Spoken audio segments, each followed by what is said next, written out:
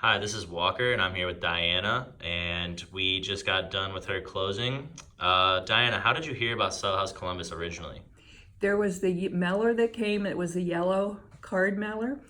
And then I'll just sort of add to this, there also was from another company, and that was a white postcard type mailer.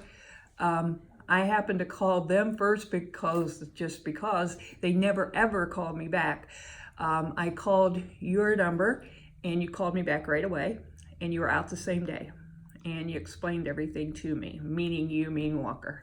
Perfect. Okay.